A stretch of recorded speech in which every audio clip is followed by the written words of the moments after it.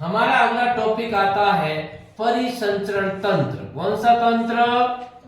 परिसंचरण तंत्र, जिसको हम कहते हैं सर्कुलर सिस्टम। ठीक वैसे ही जैसे कि मान लिया यहां से अपना जोधपुर चित्र पत्थर से मशहूर है। राम मंदिर कहां बना? अयोध्या के अंदर। अयोध्या के अंदर राम मंदिर बनाने के लिए मान लिया हमारे पत्थर की जरूरत पड़ी तो कोई ना कोई ट्रक या फिर किसी न किसी रेलगाड़ी के अंदर उस पत्थर को लादा गया और लाद करके उसके द्वारा वहां पत्थर को पहुंचाया गया। और वो वाली रेलगाड़ी या जो ट्रक यहां से पत्थर लेके गया था, क्या वापस खाली आएगा? क्या खाली तो नहीं आएगा ना। वहां जो चीज पैदा होती है उस चीज को वो अपने अंदर भर करके यहाँ लाएगा, जिसकी जोधपुर में डिमांड है। तो जिस वस्तु की जोधपुर से वहां डिमांड थी वो लेके गया और जो वहां से यहां डिमांड है वो लेके आएगा। ठीक ऐसे ही हमारे शरीर के अंदर भी एक सिस्टम होता है जिसको हम परिसंचरण तंत्र कहते हैं, यानी गैसों का या भोज्य पदार्थों का या शरीर के अंदर विभिन्न प्रकार के पदार्थों का आवागमन कराना एक स्थान से दूसरे स्थान पर, और उसी सिस्टम को हम परिसंचरण तंत्र कहते हैं। हमारे शरीर में ही नहीं, पादपों के शरीर के अंदर भी ये होता है। पादपों के शरीर के अंदर भी परिसंचरण तंत्र होता है जो जल व भोज्य पदार्थ का परिवहन करता है। किनका परिवहन करता है?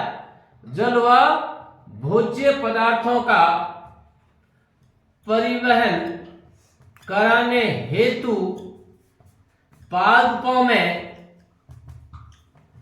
जटिल उत्तक पाए जाते हैं। क्या पाए जाते हैं? जटिल उत्तक पाए जाते हैं। आपने कक्षा 9 के अंदर पढ़े थे जटिल उत्तक, सरल उत्तक याद करें, संयोजी उत्तक के रूप में भी, है ना। तो यहां पर हम जब पादप की बात करें कि पादपों के अंदर परिसंचरण कैसे होता है, तो मैं बता चुका हूं पादपों के अंदर जल और भोज्य पदार्थों का परिवहन करने के लिए कैसे उत्तक होते हैं? जटिल उत्तक। और यहाँ पादपों के अंदर जटिल उत्तक दो प्रकार के। कितने प्रकार के? समझो इधर की तरफ। पहला जटिल उत्तक जिसको हम कहते हैं जाइलम, क्या कहते हैं? और दूसरा जटिल उत्तक जिसको हमने क्या नाम दिया? फ्लोएम। जाइलम और फ्लोएम खुद दोनों 4-4 कोशिकाओं के मिलके बने होते हैं। जाइलम के अंदर जो 4 कोशिकाएं होती हैं उसमें सबसे पहली होती है वाहिका, दूसरी होती है उसको हम कहते हैं वाहिनिका, क्या कहते हैं? तीसरा होता है उसको हम कहते हैं जाइलम तंतु, और चौथी कोशिका होती है उसको हम कहते हैं जाइलम मर्दूतक। क्या कहते हैं? जाइलम मर्दूतक। ये 4 कोशिकाओं से मिलकर के उत्तक का निर्माण होता है, इसीलिए इसको हमने जटिल उत्तक कहा है, सरल उत्तक नहीं है। ठीक ऐसे फ्लोएम के अंदर भी 4 कोशिकाओं का समूह होता है, 9th क्लास में पढ़ा था, याद करो कौन कौन सी। सबसे पहली होती है सवहनिका। क्या होती है? सवहनिका। दूसरी होती है साथी कोशिका। कौन सी कोशिका? तीसरी वही फ्लोएम तंतु, और चौथी फ्लोएम मर्दूतक। ये जो 4 कोशिकाएं ये फ्लोएम उत्तक को निर्मित करती है। उत्तक यानी कोशिकाओं का समूह। तो इन 4 कोशिकाओं का समूह जाइलम है। इन 4 कोशिकाओं का समूह कौन है? फ्लोएम। अपने आप में ये चारों कोशिकाएं मिलकर एक पाइप का निर्माण करती है। ये भी 4 कोशिकाएं मिलकर एक पाइप का निर्माण करती है। ये जो जाइलम उत्तक है ना, ये वाला उत्तक जड़ों से पत्तियों तक, जड़ों से पत्तियों तक किसका परिवहन करेगा? जल का। किसका परिवहन करेगा? जल का। और फ्लोएम जो उत्तक है ना, ये पत्तियों से प्रत्येक अंग तक, जिसमें जड़ भी है, तना भी है, सारे अंग है, भोजन का परिवहन करेगा। किसका परिवहन करेगा? भोजन का। मैंने पत्तियों से क्यों बोला? क्योंकि हमने जाना था पादपों के अंदर भोजन कहां निर्मित होता है? पत्तियों के अंदर होता है। तो जाइलम जल का परिवहन करेगा, फ्लोएम किसका परिवहन करेगा? भोजन का। इतना याद रख लोगे बहुत काफी है आपके लिए। आगे आते हैं हम जीवों के अंदर परिवहन, और जीवों में भी हम परिवहन पढ़ेंगे मानव के अंदर। किसके अंदर? मानव सबसे जटिल प्राणी होता है, इसलिए जब मानव का परिसंचरण तंत्र पढ़ लेते हैं तो बाकी के पढ़ने की जरूरत ही नहीं होती है। तो मानव में परिसंचरण तंत्र समझिएगा, हम मनुष्य के शरीर के अंदर परिसंचरण यानी पदार्थों को, गैसों को एक स्थान दूसरे स्थान पर पहुंचाने के लिए विशेष सिस्टम होता है। और इस सिस्टम को निर्मित करने के लिए मैं 3 चीजों की बात करूंगा। यहाँ पर हमारा परिसंचरण तंत्र मुख्यतः 3 घटकों से मिलकर बना होता है। सबसे पहला घटक होता है जिसको हमने हृदय कहा है। क्या कहा है? हृदय, जिसको हम इंग्लिश के अंदर क्या कहते हैं? हार्ट। दूसरा जो है इसको हमने कहा है वाहिकाएं। क्या कहा है? वाहिकाएं। और तीसरा जो है उसको हम कहते हैं रुधिर। क्या कहते हैं? रुधिर, जो अपने आप में कैसा उत्तक होता है? संयोजी उत्तक होता है। कैसा उत्तक होता है? संयोजी। और चौथा यदि एक और घटक यदि मान लें तो वो होता है लसिका। क्या होती है? लसिका। इन चारों चीजों को हम पढ़ेंगे। जब इन चारों चीजों का कंसेप्ट हमारे क्लियर हो जाता है तब हमें पूरा का पूरा परिसंचरण तंत्र पता लगता है कि कैसे क्या पदार्थों का किस प्रकार से आवागमन होता है। यहाँ जो वाहिकाओं की बात की ये खुद 2 प्रकार की है। पहली वाहिका जिसको हमने धमनी या आर्टरी कहा, दूसरी जो वाहिका होती है जिसको हम सीरा या वेन्स कहते हैं। समझे? हम यहाँ पर सबसे पहले बात करते हैं किसकी? हृदय की। किसकी बात करते हैं? हृदय की। जीवों की जटिलता, जीवों के शरीर के स्तर के आधार पर हृदय की संरचना भी अलग अलग होती है। कुछ जीवों के अंदर हृदय 2 कोष्ठों का बना होता है, कुछ जीवों के अंदर हृदय 3 कोष्ठों का होता है। लेकिन हम यहाँ मानव की बात कर रहे हैं। हमारा जो हृदय होता है वो 4 कोष्ठों का मिलकर बना होता है। कितने कोष्ठों का? 4 कोष्ठों का या फिर 4 भाग से मिलकर बना होता है। आप थोड़ा सा इधर की तरफ समझें किस प्रकार से अपने को चित्र बनाना, परीक्षा में प्रश्न आ जाए हृदय का नामांकित चित्र बनाइए तो कैसे चित्र बनाना इधर समझिएगा। सबसे पहले आप इस प्रकार से करोगे, आराम से कर लोगे ना। फिर आपको यहां पर इस प्रकार से इसकी डायग्राम को करना, कर लिया ना ऐसे। फिर आपको यहां पर इस प्रकार से ये वाला अंग बनाना है और फिर आपको ये इतना चित्र तो आराम से बना लोगे ना, कहीं कोई दिक्कत नहीं है, बहुत इजी है ना। चलिएगा, अब मैं थोड़ा सा इसके अंदर कलाकारी कर देता हूं। आपको पेंसिल से ही बनाना है ना, और पेंसिल से ही बनाना, क्योंकि मेरे जैसे जब ये करेक्शन करेंगे तो आराम से हमारा करेक्शन भी हो जाता है। आप साथ साथ में समझते रहिएगा। मानव हृदय जो हमारे वक्ष के अंदर बाईं भाग की तरफ स्थित होता है, कहां स्थित होता है? बाएं भाग की तरफ स्थित होता है। हमारी मुट्ठी के जैसा ही होता है, मुट्ठी के बराबर संरचना का होता है। किसके जैसा होता है? मुट्ठी के जैसा। और आकार भी कितना होता है? लगभग मुट्ठी के जितना एक मासल संरचना होती है, जो कि रुधिर को एक स्थान से दूसरे स्थान पर भेजने का काम करता है। उसको हम हृदय कहते हैं। क्या कहते हैं? उसको हम हृदय कहते हैं। आप साथ साथ में समझते रहिएगा इस चित्र को मैं कैसे क्या बना रहा हूं।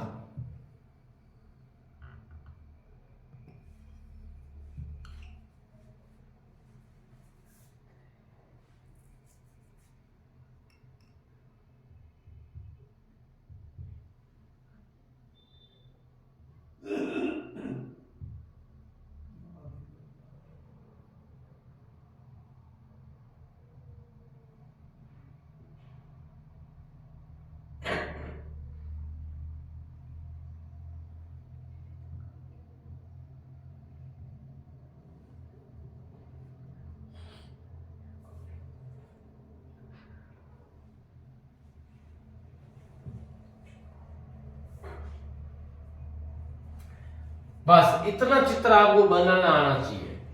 बना लोगे ना? चलो एक काम करते हैं, किताब में भी ये साइड नीचे दे रखा है, इसको मैं थोड़ा सा ऊपर, सारे के सारे ऊपर हो जाएंगे, कोई दिक्कत नहीं, आप ऊपर बना सकते हो, लेकिन किताब में बनेगा शायद इधर की तरफ है, ऐसे ही है ना।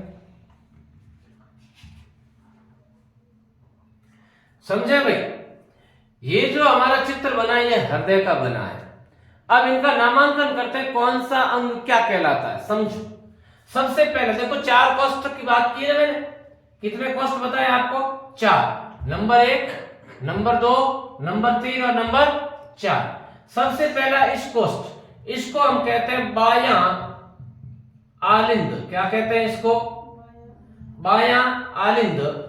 इसको हम कहते हैं बायां नीले। क्या कहते हैं इसको? बायां नीले। इसको हम कहते हैं दायां आलिंद। क्या कहते हैं इसको? दायां आलिंद। और इसको हम कहते हैं दायां नीले। इस प्रकार से जो 4 कोष्ठ होते हैं उसमें ऊपर वाले दोनों कोष्ठ आलिंद होते हैं, नीचे वाले दोनों कोष्ठ नीले होते हैं। यहां जो आपको बाईं तरफ वाला जो पार्ट नजर आ रहा है, इधर वाला ये पार्ट, इस पूरे के पूरे पार्ट के अंदर शुद्ध रुधिर होता है। कैसा रुधिर होता है? शुद्ध रुधिर होता है। और इधर वाला जो पार्ट है दायां वाला, इस पार्ट के अंदर कैसा रुधिर होता है? अशुद्ध रुधिर होता है। कैसा रुधिर होता है? अशुद्ध रुधिर। तो आप समझिएगा, हमारा जो हृदय होता है, इस हृदय के अंदर साथ में ही शुद्ध रुधिर और अशुद्ध रुधिर, 2 प्रकार के रुधिर का परिसंचरण होता है, लेकिन दोनों कभी मिलते नहीं है। ये ध्यान रखना, कभी भी शुद्ध और अशुद्ध रुधिर मिलेगा नहीं, क्योंकि शुद्ध के लिए अलग पार्ट है, अशुद्ध के लिए अलग पार्ट है। 2 प्रकार का परिसंचरण होता है। इसलिए कहा जाता है कि हमारा जो हृदय, मानव का जो हृदय होता है, ये कैसा परिसंचरण करता है? दोहरा परिसंचरण करता है। कैसा परिसंचरण करता है? दोहरा परिसंचरण करता है। इधर की तरफ वाला जो पार्ट है बायां वाला, इसके अंदर शुद्ध रुधिर है, दाएं वाले में कैसा रुधिर है? अशुद्ध। अब आप थोड़ा सा यहां पर अपना एकाग्रता को बना करके समझना, आपको आराम से समझ में आएगा। ये हमारे फेफड़े हैं जो क्या करते हैं? क्या करते हैं? श्वसन करते हैं। फेफड़ों के अंदर जब श्वसन हुआ तब कौन सी गैस आ चुकी है? बताइए, कौन सी गैस आ चुकी है? O2। ये वाले जो फेफड़े हैं, यहां से O2 जो आ चुकी है, यहां से O2 रुधिर के अंदर हेमोग्लोबिन में मिलेगी, रुधिर के अंदर ये O2 मिलेगी और मिल करके यहां से ये O2 आ जाती है इस अंग में। कहां आ जाती है? बाएं आलिंद के अंदर। चूंकि ऑक्सीजन को लेके आ रही है, इसलिए ऑक्सीजन मिली हुई अंदर, इसलिए कैसा रुधिर है? शुद्ध। ऑक्सीजन मिला हुआ होता है शुद्ध होता है, CO2 मिला तो क्या कहलाता है? अशुद्ध। यहां पे ये O2 को लेके आएगा और किस आलिंद के अंदर इसको खाली कर देगा? बाएं आलिंद के अंदर। तो यहां पर ये ऑक्सीजनित रुधिर आ चुका है। कहां से आया? फेफड़ों से। और रुधिर को लाने वाली जो वाहिका होती है उसको हम शिरा कहते हैं। चूंकि ये फेफड़ों से आई है, इसलिए इसको हम कहते हैं फुफ्फुसीय शिरा। क्या कहते हैं इसको? फुफ्फुसीय शिरा। फेफड़ों से ये रुधिर ला रही है, इसलिए इसका नाम क्या है? फुफ्फुस शिरा है।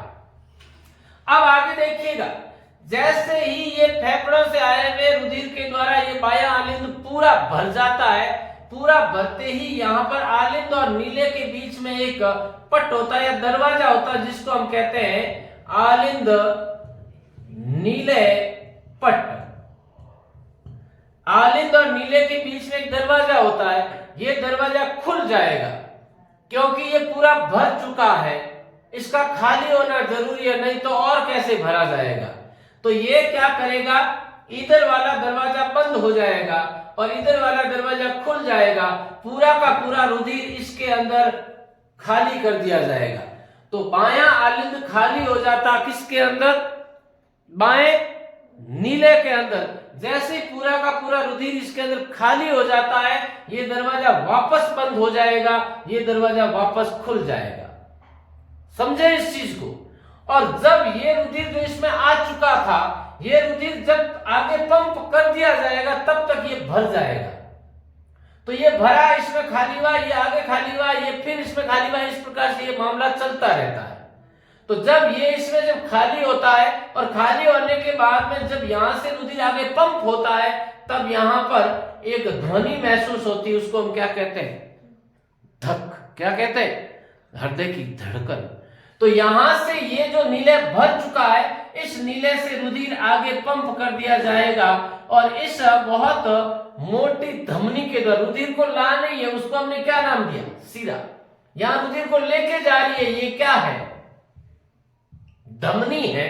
चूंकि ये सबसे बड़ी धमनी है, जिसको हमने नाम दे दिया महाधमनी। क्या नाम दे दिया?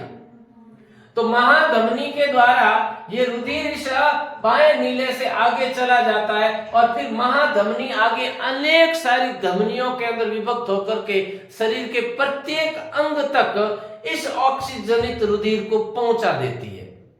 इसके अंदर ऑक्सीजन है ना, जो फेफड़ों से आया था यहां से यहां तक, यह ऑक्सीजन इस महाधमनी की अंदर प्रवेश करते हुए आगे अनेक सारी धमनियों में बंट करके प्रत्येक अंग तक पहुंच जाता है।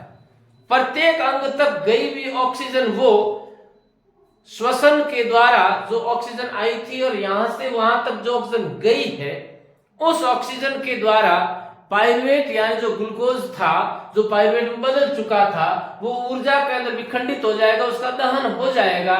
तो वहां कौन सी गैस बनेगी? कौन सी गैस बनेगी वहां पे? CO2। कौन सी गैस बनेगी उन अंगों में? CO2।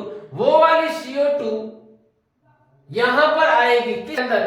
यहां ये CO2 युक्त रुधिर आएगा, इसलिए मैंने कहा था अशुद्ध रुधिर।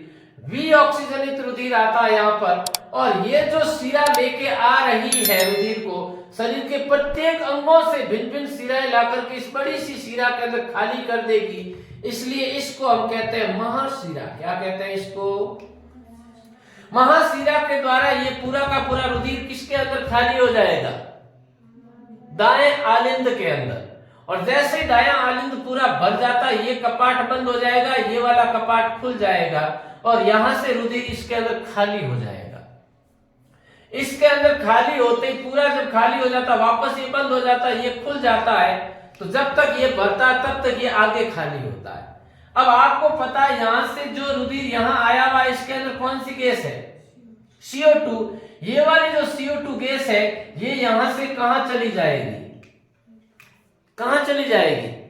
फेफड़ों तक चली जाएगी। चूंकि ये फेफड़ों तक लेके जा रही है और ले जाने वाली धमनी कहलाती है, इसलिए इसको हमने नाम दिया फुफ्फुस धमनी। क्या नाम दिया इसको हमने?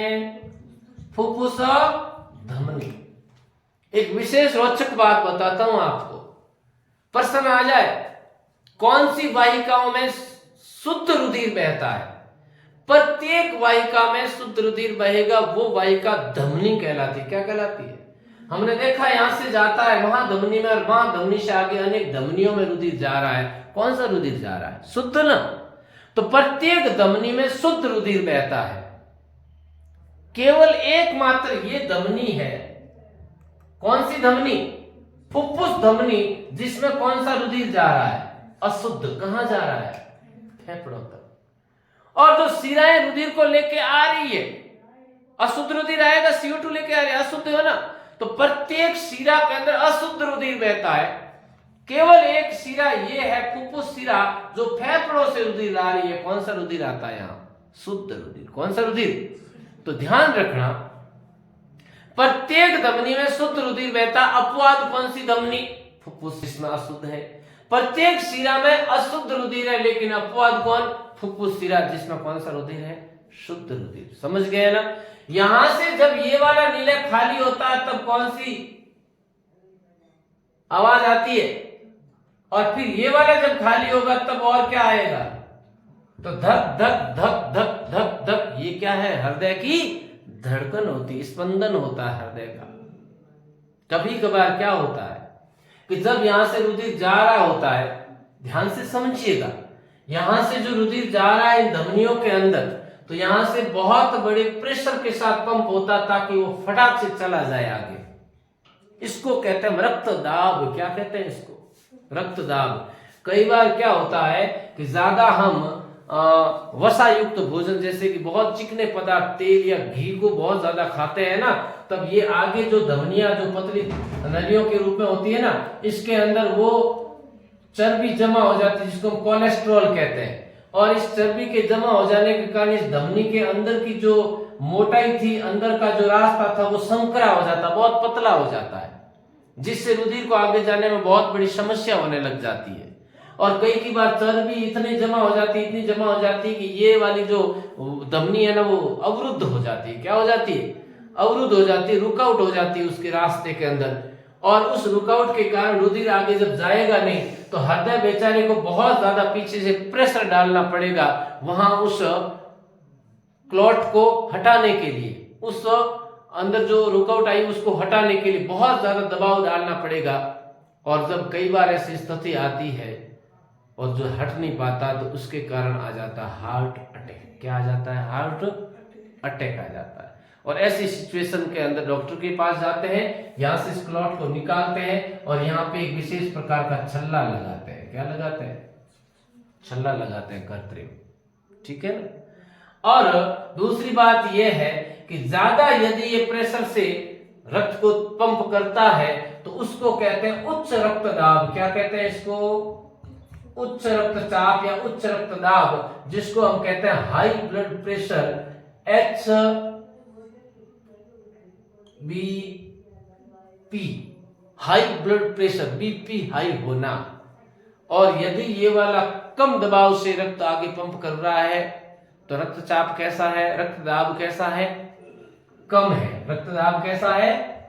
कम है, जिसको हम क्या कहते हैं? लो बीपी। क्या कहते हैं इसको हम? लो बीपी। दोनों कंडीशन देखने को मिलती है, होती है ना आजकल। और आजकल वर्तमान समय में खान पान ऐसा हो गया है कि इन समस्याओं से और इस समस्या से जूझने वाले बहुत ज्यादा हो गए लोग।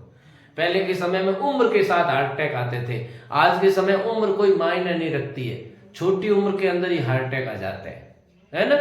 इसलिए हमें ज्यादा चर्बी वाले खाने को नहीं खाना चाहिए, हमें इससे बचना चाहिए।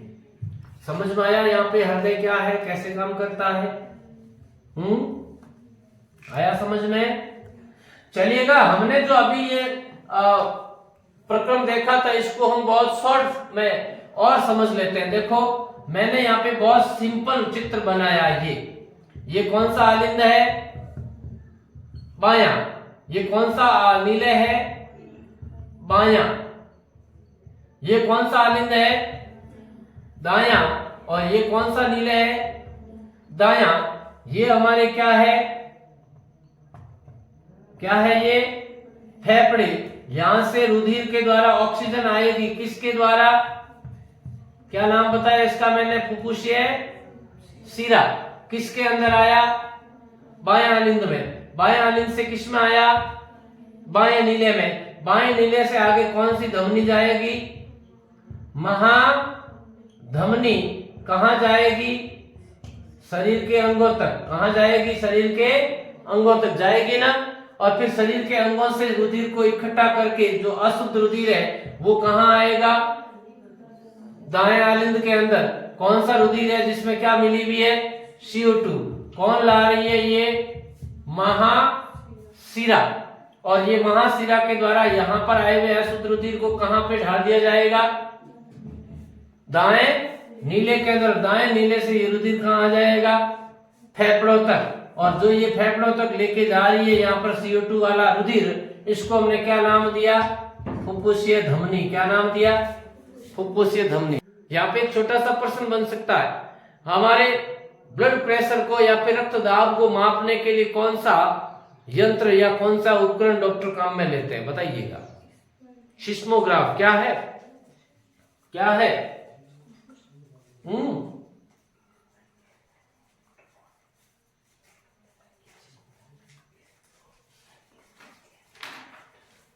हाँ, तो प्रश्न आता है कि हमारे रक्तदाब को मापने के लिए कौन सा यंत्र डॉक्टर यूज में लेते हैं? नाम क्या बताया मैंने आपको?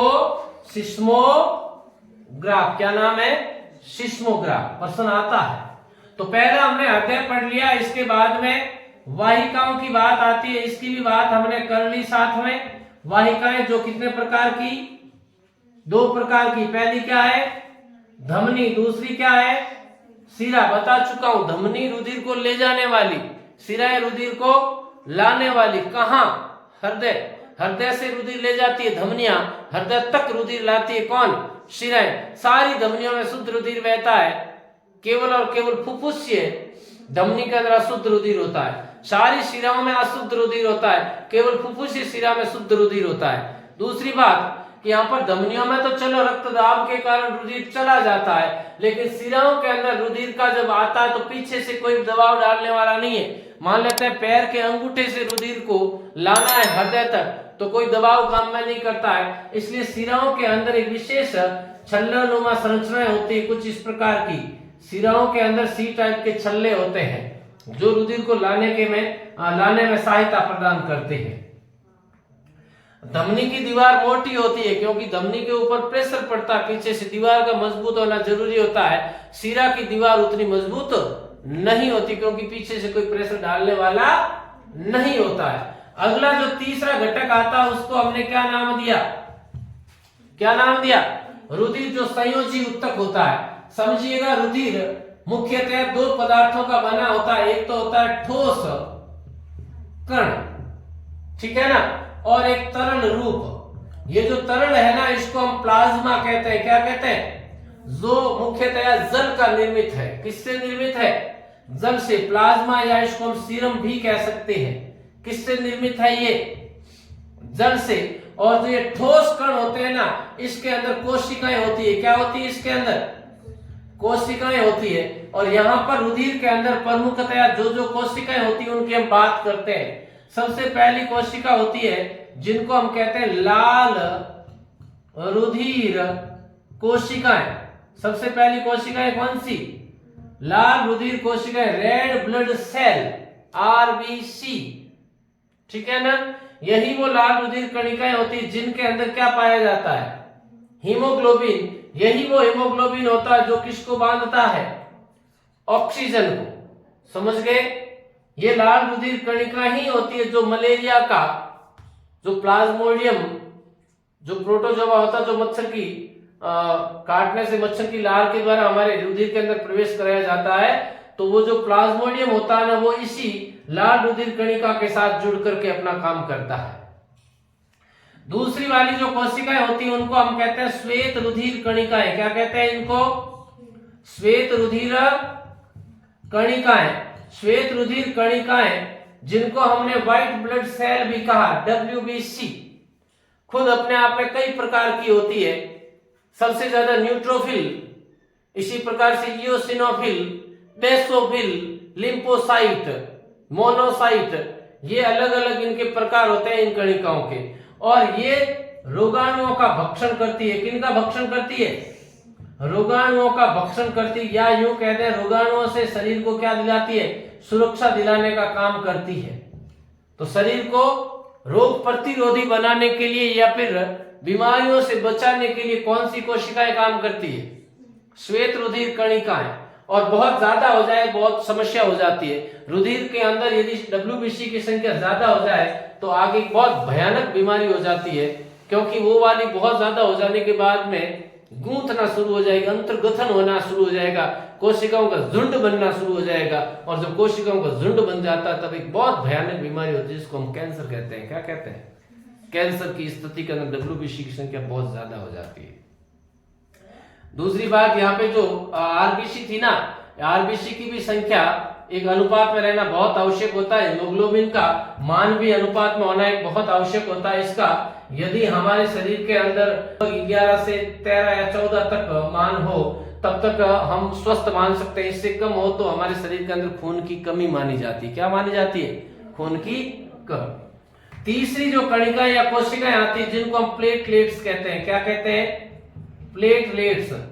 और ये जो प्लेटलेट्स होते हैं ना, इनको हम बिंबाणु भी कहते हैं। क्या कहते हैं इनको? बिंबाणु। क्या कहते हैं इनको? बिंबाणु। तस्त्रीनुमा संरचनाएं होती है इनकी कोशिकाओं की, तस्त्रीनुमा कोशिकाएं होती है। और ये वाले रक्त का थक्का बनाती है। किसका थक्का बनाती है? रक्त का थक्का। जब इनकी संख्या कम हो जाती है ना, तब शरीर के अलग अलग जो छिद्र होते हैं, नाक है, मुंह है, कान है, यहाँ से रुधिर बाहर निकलना शुरू हो जाता है। आपने एक रोग का नाम सुना होगा, डेंगू। डेंगू मलेरिया किस मच्छर के द्वारा होता है? मादा एनाफिलीज। डेंगू किसके द्वारा होता है बताइए?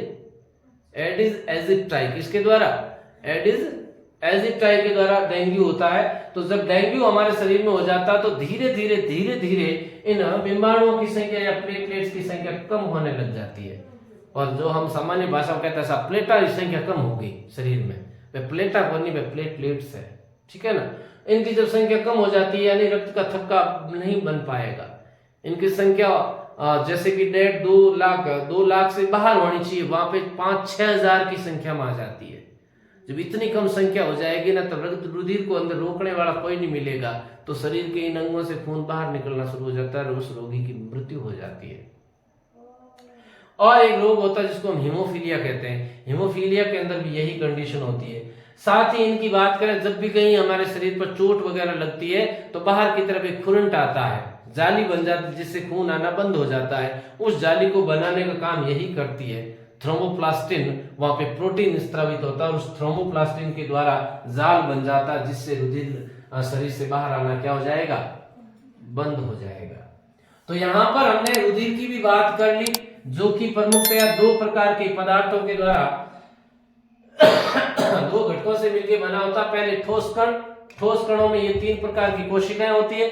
दूसरा तरल, जिसके अंदर सीरम या प्लाज्मा होता है, जो मुख्यतः किसका बना होता है, जल का। ये ठोस कणिकाएं होती है, ये इसी तरल के अंदर तैरती रहती है, इसी तरल में तैरती रहती है। और जब ये तरल पदार्थ और ये ठोस कण जब मिल जाता है तब वो क्या है, रुधिर है। परिसंचरण तंत्र के बाद अगला जो सिस्टम आता है वो है उत्सर्जन तंत्र। कौन सा है, उत्सर्जन क्रिया तथा उत्सर्जन तंत्र, एक्सक्रीटरी सिस्टम। इस प्रकृति के अंदर जितने भी जीव है अपने शरीर को इस प्रकृति में समायोजित रखने के लिए जो प्रक्रम अदा करते हैं, जिसको हमने जैविक प्रक्रम कहा है, इस जैविक प्रक्रम को यानी अपने शरीर को बनाए रखने के लिए वो सबसे पहले ऊर्जा के लिए पोषण करते हैं। और उस पोषण के संबंधित जो सिस्टम था उसको हमने समझा था पादपों के अंदर भी और छोटे जीवों में भी, मनुष्य के शरीर में भी। पोषण के पश्चात ये जो भोज्य पदार्थ हमारे शरीर में चले गए उनके द्वारा ऊर्जा का निर्माण करना है। उस ग्लूकोज का दहन करके उसके लिए हमने ऑक्सीजन की पूर्ति हेतु हमने दूसरा सिस्टम अपनाया, वो कौन सा था, श्वसन। अब पोषण के द्वारा जो भोज्य पदार्थ या फिर जो काम के पदार्थों का अवशोषण हुआ है तथा श्वसन के द्वारा जो गैसों का आदान प्रदान है या फिर निर्मित होने वाली या मोचित होने वाली एटीपी के रूप में जो ऊर्जा है, इन सारी चीजों के शरीर के अंदर एक स्थान से दूसरे स्थान पर परिसंचलन हेतु या शरीर के अंदर एक स्थान से दूसरे स्थान पर परिवहन या परिसंचरण के लिए जो अगला सिस्टम हमने पढ़ा था उस सिस्टम का नाम क्या था, परिसंचरण तंत्र। अब आपको ये ध्यान रखना है कि जब ये वाली क्रियाएं होती है तो इन उपापचय या फिर चपापचय जितनी भी क्रियाएं होती है उन क्रियाओं के अंदर हमारे और अन्य जीवों के या पादपों का चाहे किसी भी प्रकार का शरीर है जिनके अंदर ये जो क्रियाएं होती है, इन क्रियाओं के दौरान कई सारे ऐसे पदार्थों का निर्माण होता है जिनको हम कहते हैं अपशिष्ट पदार्थ। क्या कहते हैं इनको, अपशिष्ट या बेकार के पदार्थ का निर्माण होता है हमारे शरीर के अंदर। अब ये अपशिष्ट या जो बेकार के पदार्थ होते हैं जिनको लंबे समय तक शरीर के अंदर रोकना हानिकारक होता है और इनको हम रोक भी नहीं सकते, इसलिए इन पदार्थों को शरीर से बाहर त्यागना बहुत आवश्यक होता है। और इस प्रकार से शरीर के अंदर से इन अपशिष्ट पदार्थों को बाहर त्यागना, इसी क्रिया को हम क्या कहते हैं, उत्सर्जन तंत्र। क्या कहते हैं, उत्सर्जन क्रिया क्या कहते हैं इसको। और उत्सर्जन क्रिया को संपादित करने वाला जो तंत्र होता है उसको हम क्या कहते हैं, उत्सर्जन तंत्र। हम यहाँ चर्चा करेंगे हमारे शरीर के अंदर जो कार्बोहाइड्रेट होता है या फिर जो ग्लूकोज होता है, इसका जब पाचन होता है शरीर के अंदर जब, तो कार्बोहाइड्रेट के द्वारा एक तो बनती है CO2 और एक क्या बनता है, जल। ठीक इसी प्रकार से प्रोटीन का भी पाचन होता है। प्रोटीन या अमीनो अम्लों का जब पाचन होता है इससे 3 प्रकार के पदार्थों का निर्माण होता है। कितने प्रकार के अपशिष्ट पदार्थों का निर्माण होता है, 3 प्रकार के। एक तो बनता है अमोनिया NH3, एक बनता है यूरिया और एक बनता है यूरिक एसिड। क्या बनता है? Uric acid. तो यहां पर ये जो तीन पदार्थ बनते हैं, पहला क्या? अमोनिया, दूसरा क्या? यूरिया, और तीसरा क्या बनता है? Uric acid. ये सारे के सारे पदार्थ शरीर के अंदर रोका जाना हमारे शरीर के लिए हानिकारक होता है। ये अपशिष्ट पदार्थ होते हैं। इसी प्रकार से अन्य भोज्य पदार्थों के पाचन के पश्चात मल का भी निर्माण होता है। तो यहाँ पर मैं बता दूं आपको, जो CO2 बनती है, इसको तो हम फेफड़ों के द्वारा श्वसन के माध्यम से, जो हमने श्वसन तंत्र पढ़ा था, उस श्वसन क्रिया के माध्यम से फेफड़ों के द्वारा शरीर से क्या कर दिया जाता है? बाहर निकाल दिया जाता है।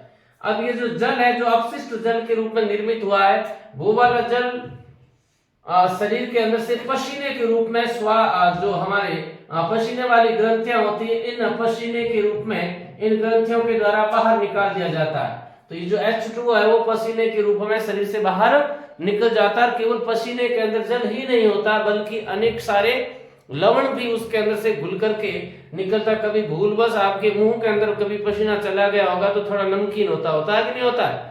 तो उसके अंदर कई सारे लवण घुले होते हैं, जो अपशिष्ट पदार्थ के रूप में होते हैं, जो हमारी त्वचा की रंध्रों के द्वारा बाहर निकल जाते हैं। तो ये भी एक अपशिष्ट पदार्थों के निकलने की बात हुई। तो यहाँ पर इसका भी उत्सर्जन होता है फेफड़ों के द्वारा। यहाँ चमड़ी के द्वारा उत्सर्जन होता है जल का पसीने के रूप में। और जीवों के शरीर के अंदर ये तीन पदार्थ और बनते हैं प्रोटीन के पाचन के फलस्वरूप। तो यहाँ पर कुछ ऐसे जीव होते हैं जिनके शरीर के अंदर अमोनिया का निर्माण होता है। अपशिष्ट पदार्थ कौन सा निर्मित होता है? अमोनिया। तो जिन जीवों के अंदर अपशिष्ट पदार्थ अमोनिया का निर्माण होता है, वो अमोनिया को यदि बाहर निकालते हैं तो उन जीवों को हम कहते हैं अमीनोटेलिक। क्या कहते हैं इनको?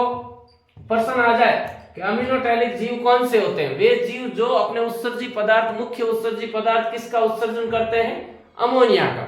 इसके अंदर कई सारे सिलेंट्रेट वर्ग वाले, पोरिफेरा वर्ग वाले और कुछ जलीय और स्थलीय छोटे स्तर के जीव होते हैं, जो कि एक गैस के रूप में इस उत्सर्जी पदार्थ को शरीर से बाहर निकालने का काम करते हैं।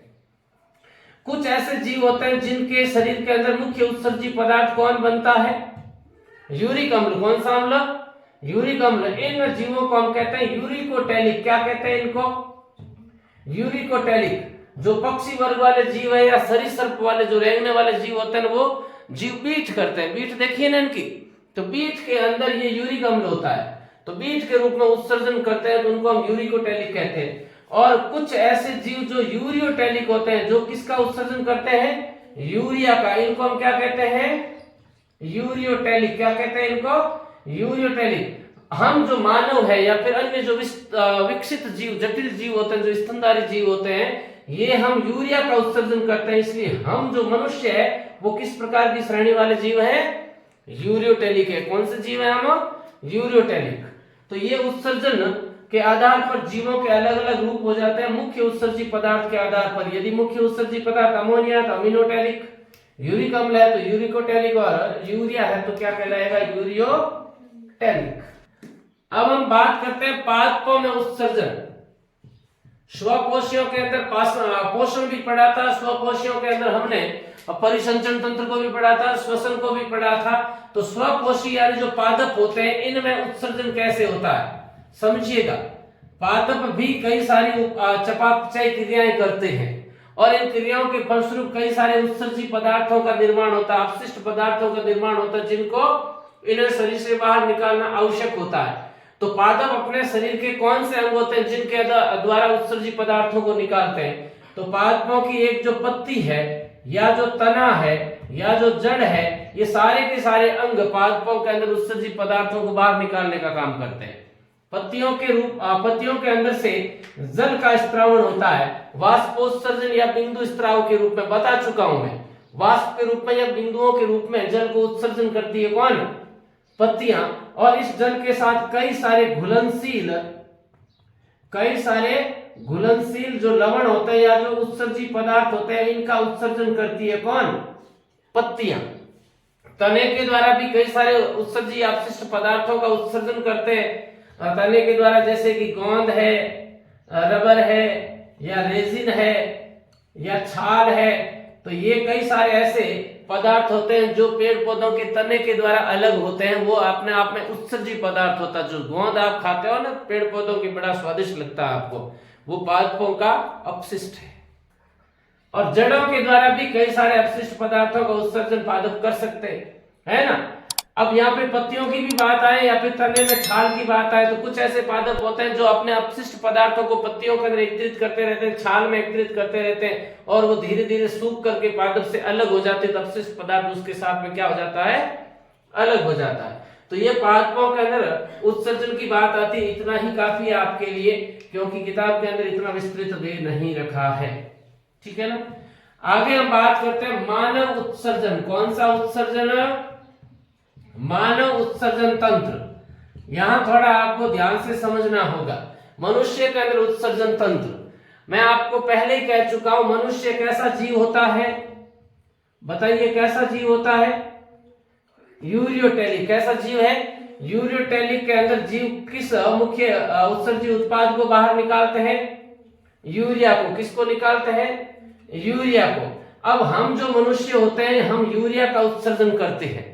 यूरिया का सूत्र होता है NH2 C double bond O NH2, ये यूरिया का फॉर्मूला होता है, ठीक है ना।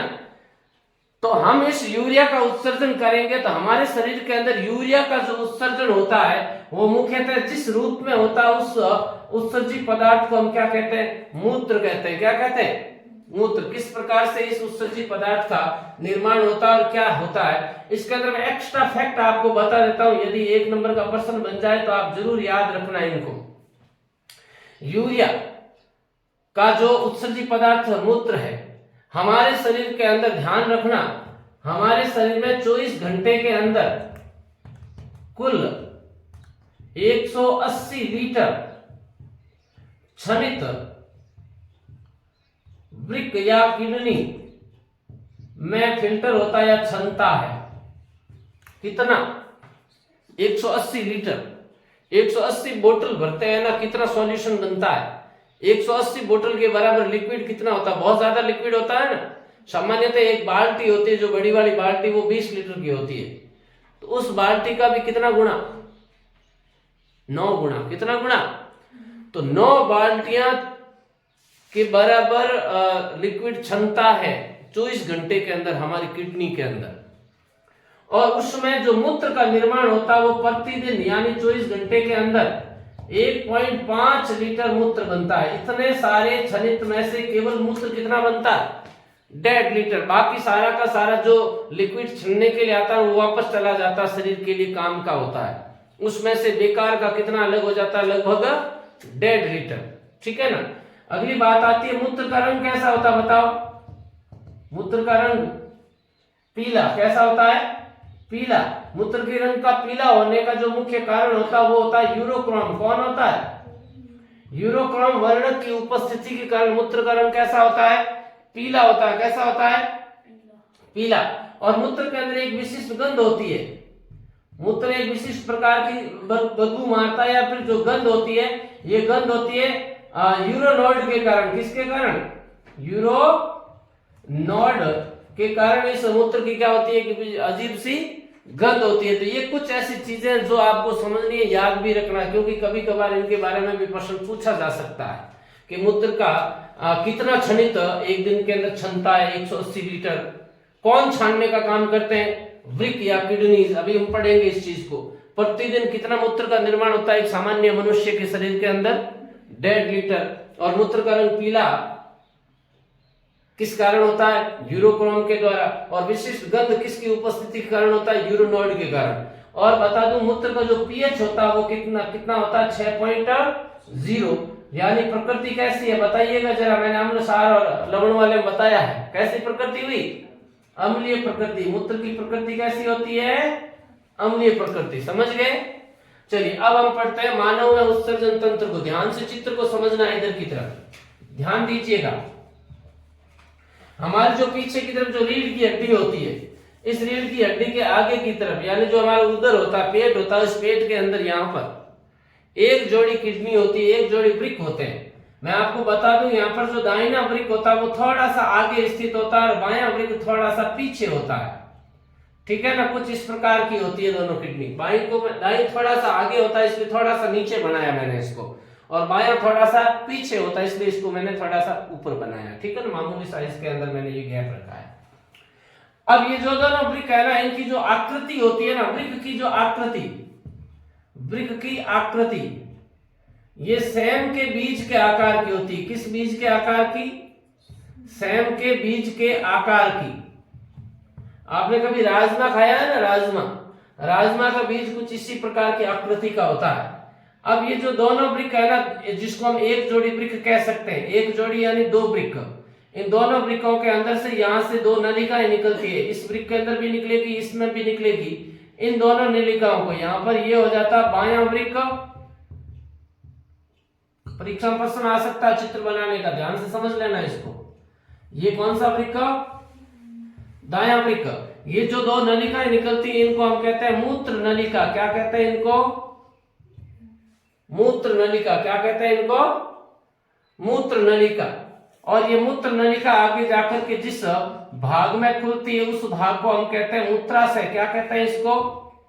यहां पर मूत्र इकट्ठा होता रहता जो वृक्कों के द्वारा छन करके आया है। ठीक है ना। और यहां पर इस मूत्राशय के आगे की तरफ वो जो मार्ग जिससे हम शरीर के द्वारा शरीर से हम इसको बाहर की तरफ त्यागते हैं, इसको हम कहते हैं मूत्र मार्ग। क्या कहते हैं इसको? मूत्र मार्ग। तो यहां पर इस संरचना को बहुत अच्छे से समझ लें और इनका चित्र कैसे बनाना है इस चित्र को भी समझ लें। साथ ही बता देता हूं यहां पर कुछ ऐसी वाहिका या फिर जो हृदय से या फिर शरीर के अंदर से जो रक्त होता है जिसके अंदर से मूत्र को अलग करना है, वो यहाँ पर रक्त को लेके आती है। और यहाँ पर जो मूत्र युक्त उस तरल को लेके आती है उसको हम कहते हैं धमनिका। क्या कहते हैं इसको? धमनिका। उत्सर्जी धमनिका है या फिर मूत्र धमनिका है, या फिर इसको हम कह सकते हैं वे वाली धमनिका है जो कि यहाँ पर अपशिष्ट को लेके आ रही है।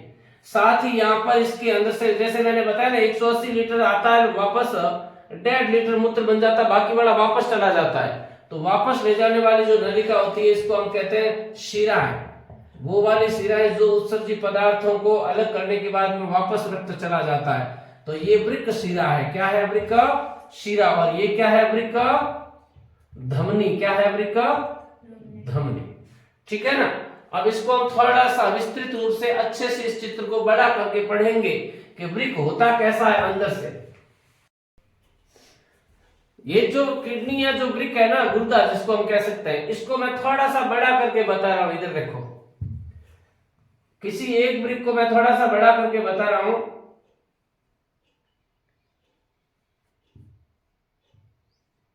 ये अब वृक्क के अंदर यहां बाहर की तरफ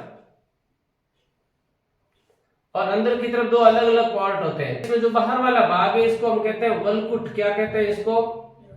और अंदर वाला जो भाग है इसको हम कहते हैं मध्यांश या फिर मेड्यूला। अब यहां पर ये कौन सी नलिका होगी? बता चुका हूं। ये कौन सी नलिका होगी? मूत्र नलिका। अब इसके अंदर यदि हम संरचना देखें तो बड़ी गजब की संरचना होती है।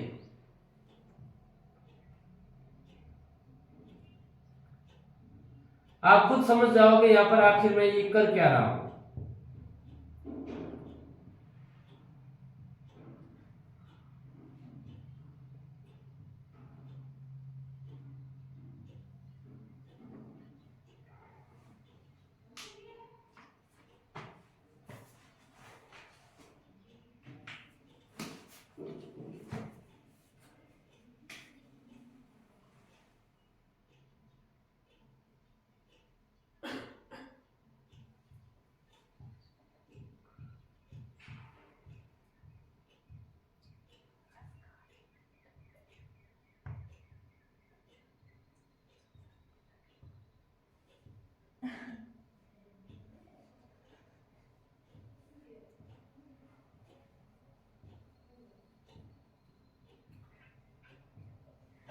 तो कुछ इस प्रकार की संरचना है वृक्क के अंदर की।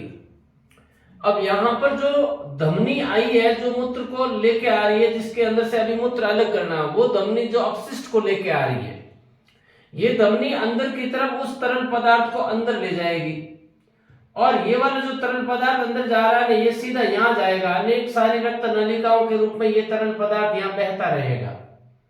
और ये जो तरल पदार्थ जो धमनी लेके आई है ना, जिसको हमने क्या नाम दिया था, वृक्क धमनिका, ये वाला तरल पदार्थ इन ये जो आपको संरचनाएं नजर आ रही है इन संरचनाओं के अंदर जाएगा। मैं बता चुका हूं 24 घंटे के अंदर 180 लीटर तरल यहाँ पर आता है छनने के लिए। तो दोनों वृक्कों के अंदर कुछ इस प्रकार की घटना होगी, उस तरल को लेकर आ रही वो वाला तरल इनके अंदर प्रवेश करेगा और यहाँ छनेगा, इन संरचनाओं के अंदर छनेगा और छन करके क्या करेगा, जो छनित होगा, जो छन चुका है, जो मूत्र है, वो वाला तो सारा का सारा यहाँ पर प्रवेश कर जाएगा।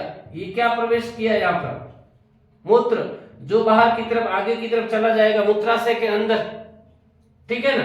लेकिन यहां पर जो इस मूत्र के अलावा जो काम का जो पदार्थ था वो वाला यहां से वापस रिटर्न हो जाएगा, वापस चला जाएगा। और वापस किन के द्वारा जाएगा, सिलिका के द्वारा या फिर वृक्क सिरा के द्वारा। जो काम का पदार्थ था वो इस सिरा के अंदर वापस चला जाएगा, ठीक है ना। बता चुका हूं 180 लीटर में से केवल 1.5 लीटर ये होता, बाकी वाला वापस चला जाता है। अब यहां पर जो मैंने अंदर की तरफ ये जो संरचनाएं बनाई है ना, ये वाली एक इन वृक्कों के अंदर लगभग 10 से लेकर 12 लाख संरचनाएं होती है। कितनी होती है, आपको जानकर के ताज्जुब होगा कि ये जो अंदर मैंने छोटी छोटी संरचनाएं बनाई है ये कितनी होती है, 10 से लेके 12 लाख के बराबर ये संरचनाएं होती है, जिनको हम कहते हैं उत्सर्जन तंत्र की क्रियात्मक इकाई। और इनको हम क्या कह सकते हैं, नेफ्रॉन। क्या कहते हैं इनको, नेफ्रॉन, या इनको हम क्या कहते हैं, वृकाणु। नेफ्रॉन या वृकाणु। चलिएगा मैं नेफ्रॉन या वृकाणु को थोड़ा सा बड़ा करके बताता हूं, ध्यान दें इधर। इस वृक्क को बड़ा करके बताया, अब इसके अंदर जो ये नेफ्रॉन है इसको मैं थोड़ा सा बड़ा करके बता रहा हूं।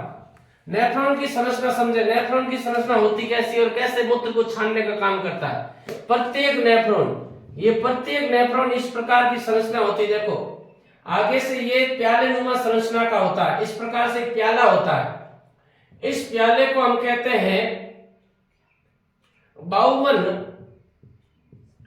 संपुट। क्या कहते हैं इसको, बाउमैन संपुट, क्योंकि सबसे पहले इसको बाउमैन नामक वैज्ञानिक ने बताया था, परिभाषित किया था, इसलिए इसको उसी नाम पर रखा है, बाउमैन संपुट। और यह बाउमैन संपुट के आगे का जो प्याले नुमा जो आगे वाली जो ये संरचना आपको नजर आ रही है, यहाँ पर अनेक सारी कोशिकाओं का जाल होता है इस प्रकार का, और इस जाल को हम कहते हैं ग्लोमेरुलस। क्या कहते हैं इसको, ग्लोमेरुलस। अब ये वाली जो बाउमैन संपुट के बाद में जो आपको नलिका नजर आ रही है, ये कुछ इस प्रकार से लंबी सी हो जाती है आगे, और इस प्रकार से यू आकार बना लेती है आगे, और यू आकार बनाने के बाद में ये चली जाती है यहाँ पर। समझो आप, यहाँ पे ये वृकाणु की मैं संरचना बना रहा हूं, जैसे कि यहाँ पर किस प्रकार की संरचना हुई, देखो यहाँ पर एक संरचना बताता हूं। ये हो गया बाउमैन संपुट, अंदर ग्लोमेरुलस हो गया, और यहाँ पे ये यू आकार की संरचना बनाई और फिर यहाँ पर आकर के खुल जाएगी। ये जो यू आकार की जो संरचना बनाते हैं ना, इसको हम कहते हैं हेनले लूप। क्या कहते हैं इसको, हेनले लूप। क्या कहते हैं इस यू आकार की संरचना को, हेनले लूप। प्रश्न आया हुआ बोर्ड के अंदर कई बार ये, ठीक है ना। तो यहाँ पर जो ये धमनी आई थी, वृक्क धमनी, वो वृक्क धमनी अपने अंदर लाए हुए द्रव पदार्थ को इसके अंदर डालेगी, और यहां से ये छनना प्रारंभ होगा, तो ये छनित आगे जाएगा, और यहां से कई सारे क्रम होते हैं जहां पे वो जो पदार्थ अंदर जा रहा है उसमें से भी काम के जो पदार्थ होते हैं वो वापस अवशोषित कर लिए जाएंगे, पुनः अवशोषण हो जाएगा उनका। और इतनी सारी लंबाई में जब वो आगे चलता जाएगा, तो यहाँ पर जो आएगा, जो यहाँ ढाल दिया जा रहा है ना, उसके अंदर कोई काम का पदार्थ नहीं होता है। जितने काम के पदार्थ है ना, पिछले वाले यहाँ हेनले लूप और ये जो भी नलिका थी पीछे, यहाँ पर अवशोषित कर लिए जाते हैं, ठीक है ना। वो सिरा में चले जाते हैं, वापस ब्लड के अंदर चले जाते हैं। तो यहाँ पर प्रत्येक जो ये वृकाणु है, इनकी संरचना कुछ इस प्रकार की होती है। तो यहाँ पर आपने समझा है किस प्रकार से हमारा जो उत्सर्जन तंत्र होता है वो किस प्रकार की संरचना रखता है। उसकी जो दो इकाइयां हैं, जिनको हमने वृक्क कहा है, जिनको हम किडनी भी कह सकते हैं, गुर्दे कह सकते हैं, उसकी संरचना कैसी होती है। और इस गुर्दे की जो इकाइयां होती है, जिनको हमने नेफ्रॉन या वृकाणु कहा है, उनकी कैसे संरचना होती है, इस संरचना को भी हमने समझा। और किस प्रकार से यहाँ पे मूत्र के छनने का काम होता है। यदि हमारे मानव के जो किडनी या वृक्क या गुर्दे होते हैं, जो यदि कार्य करने की इनकी क्षमता कम हो जाती है या फिर ये काम करना बंद कर देते हैं, तो कृत्रिम रूप से इन गुर्दों को लगाया जाता है और जिसको हम हॉस्पिटल्स के अंदर दूसरों के गुर्दों को किसी दूसरे व्यक्ति के अंदर प्रत्यारोपित करते हैं, जिसको हम गुर्दा या वृक्क प्रत्यारोपण कहते हैं। जब तक किसी व्यक्ति के गुर्दों का प्रत्यारोपण नहीं हो जाता है, तब तक उस व्यक्ति को एक विशेष चिकित्सीय क्रिया में रखा जाता है, जिसको हम अपोहन कहते हैं। क्या कहते हैं इसको?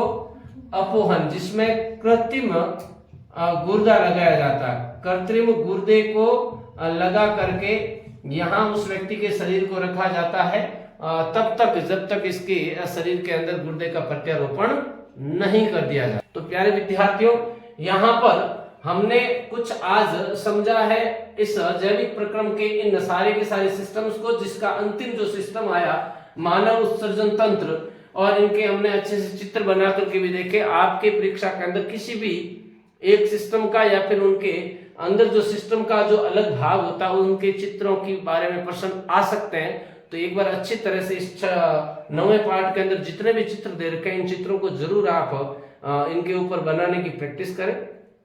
बहुत बहुत धन्यवाद। मैं उम्मीद करता हूँ आपको ये वीडियो अच्छा लगा होगा। यदि वीडियो अच्छा लगा तो ज्यादा से ज्यादा लाइक करें, शेयर करें, सब्सक्राइब करें। बहुत बहुत धन्यवाद। शुभ रात्रि।